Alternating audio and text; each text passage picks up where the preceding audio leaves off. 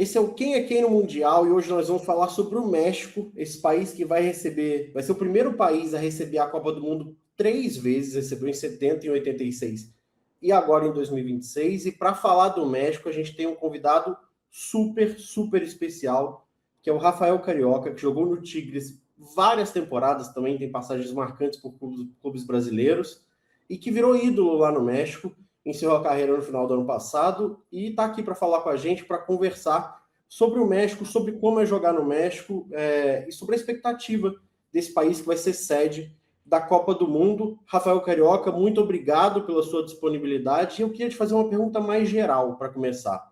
Como é jogar futebol no México? Eu que agradeço pela oportunidade.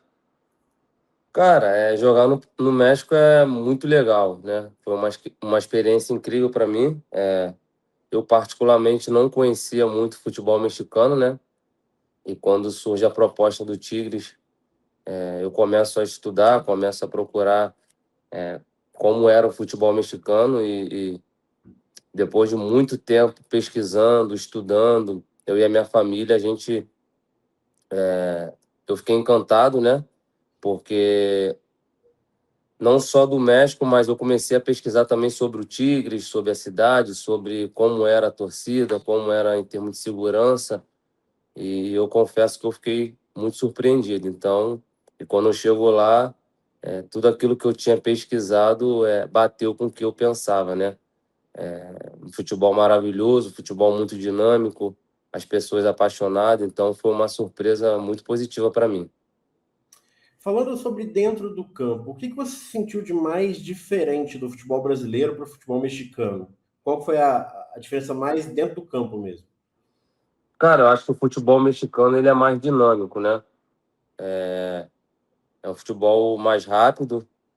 Não que o futebol brasileiro ele seja lento, mas é que o futebol mexicano, por característica, os jogadores mexicanos eles são rápidos, jogam com aqueles dois pontinhas sempre, aqueles ponta pequeno que gostam de ir para cima. Tem o fator da altitude também, que isso aí também, para gente que para nós que não somos acostumados, dificulta também muito, né? No caso deles, eles já são mais acostumados. Mas para mim o que mais me chamou a atenção foi a dinâmica do jogo, o futebol muito rápido. Cara, e como é a sensação de ter virado o ídolo lá? Ter virado o ídolo de um time tão grande quanto o Tigres, várias vezes campeão mexicano, campeão continental, inclusive com você participando. Como é a sensação de virar ídolo de um clube lá do México? Cara, sensação muito boa, né? A gente, quando chegou no Tigres, como eu te falei, eu tinha estudado, já tinha visto que a torcida era absurda, né? Mas quando a gente vai, a gente não espera ter tanto sucesso assim, né? E aí eu chego no Tigres numa temporada, numa época que a gente chama lá de época dourada, né? Que foi quando a gente consegue ganhar a CONCACAF, quando consegue ganhar vários títulos seguidos, né? E para mim é muito prazeroso, cara, ter meu nome marcado, ter o reconhecimento da torcida, da diretoria, ser chamado para fazer parte do nome do camarote, né, do estádio do Tigres. Isso para mim, pô, dinheiro nenhum paga isso, né, cara? Porque todo jogador sonha em ser reconhecido, em ser ídolo de um time. A gente sabe que a gente só consegue isso ganhando títulos, né? E graças a Deus minha passagem por lá foi maravilhosa, onde eu consegui vários títulos, fiz muitos amigos, sempre fui muito respeitado, né? Com certeza. Eu queria te perguntar desses últimos anos que você viveu no México, como estava a expectativa para receber uma Copa do Mundo de novo? Porque o México recebeu duas das edições mais incríveis da Copa, né? A de 70 que o Brasil ganhou, a de 86 que o México, que a Argentina ganhou com o show do Maradona. Então o México é impossível falar da Copa do Mundo sem falar do México, assim. O México é um país, acho talvez o mais marcante de Copa do Mundo da história. Como que estava a expectativa? Monterrey, onde você jogava, vai ser sede dos jogos da Copa. Como estava a expectativa do povo mexicano? Assim, o que você acompanhava? Cara, tava uma loucura, né?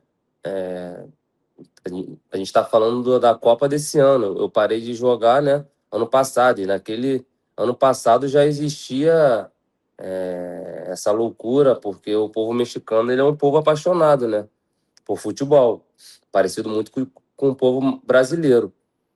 E aí, onde eu estava, né, que é Monterrey, é uma cidade que comporta muito bem uma Copa do Mundo, é uma cidade muito estruturada, né, é uma cidade de muitas empresas, uma cidade onde tem muita gente, muito povo estrangeiro, né, a estrutura do estádio do Monterrey é absurda, é uma das paisagens mais bonitas do mundo.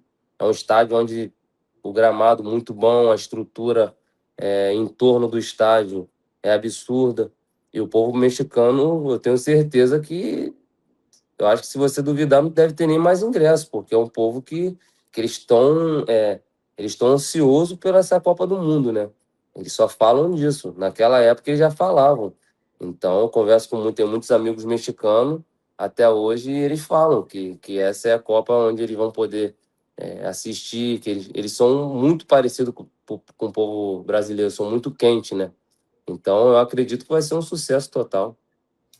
Eu queria também te perguntar sobre a expectativa pela seleção mexicana, porque acho que é um pouco de contraste com relação à Copa, né? Porque a seleção mexicana não vem num grande momento, é muito questionada, e eu queria te entender o que você, conversando com seus amigos mexicanos, com jogadores, como que está a expectativa com relação à seleção deles?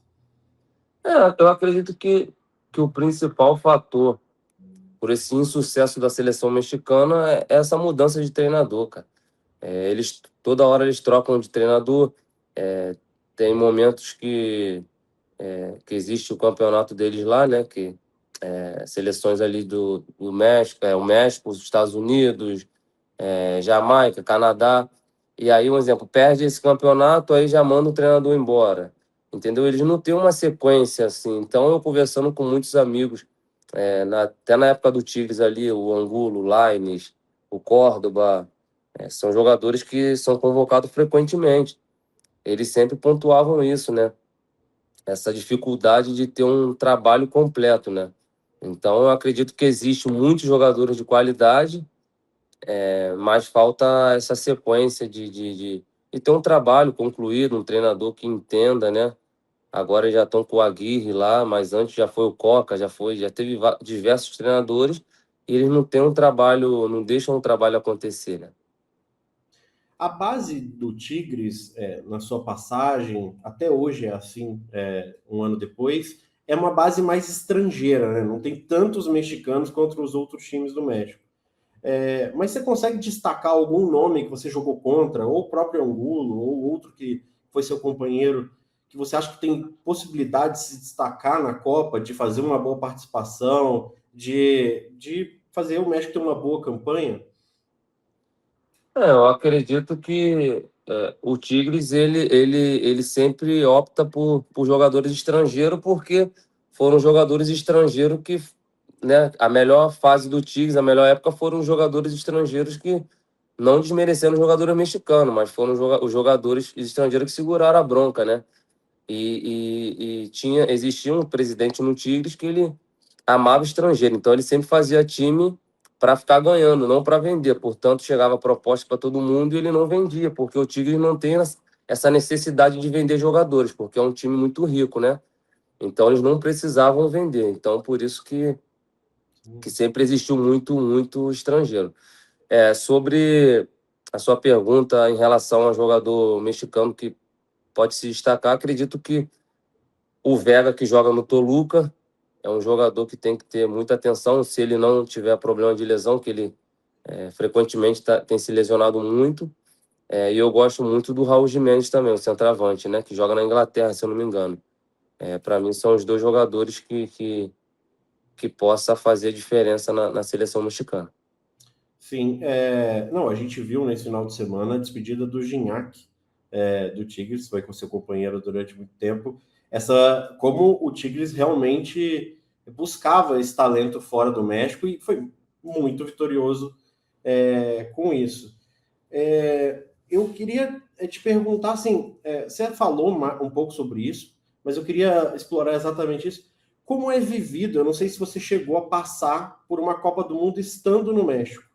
Mas como é viver uma Copa do Mundo no México? Não sei se em 2022 você ficou lá no final do ano, ou em 2018 você ficou também no meio do ano, mas como é vivido? É similar ao Brasil? Tudo para? Como que é o clima de Copa do Mundo no México? Tudo para, cara. Tudo para. Eu nunca tive. Todas as vezes que tinha Copa, eu tava no México, eu tava em pré-temporada, que a gente fazia sempre a pré-temporada em Cancún, né? E era uma loucura. O hotel parava, todo mundo para. Os mexicanos, eles são loucos de verdade, né? Eles vivem aquilo ali intensamente, né? E é muito legal, porque a gente no hotel, na última Copa que teve, a gente no hotel e era jogo do México, os caras mudavam o horário do treino, se reunia todo mundo, o time todo com a torcida no hotel. Então, eles vivem aquilo ali de uma forma única, né? É parecido, como eu te falei, parecido muito com os brasileiros. Os mexicanos, eles são muito assim, receptivos, são muito quentes, eles gostam do futebol, eles amam o futebol brasileiro, né? O futebol brasileiro, para eles, é referência, né? Não só para eles, mas falando principalmente de México, o futebol brasileiro é referência. E eles vivem aquilo ali, cara, de uma forma única, muito, eles se vestem, eles fazem fantasia, é muito legal o povo mexicano. Eu acredito que essa Copa do Mundo, falando principalmente ali de Monterrey, cidade do México, vai ser uma loucura muito boa. Queria te agradecer, Rafael Carioca, pelo papo, por ter compartilhado com a gente esse conhecimento que poucos brasileiros, jogadores brasileiros têm como você, com relação ao México. Muito obrigado e todo o sucesso do mundo nesse pós-carreira para você.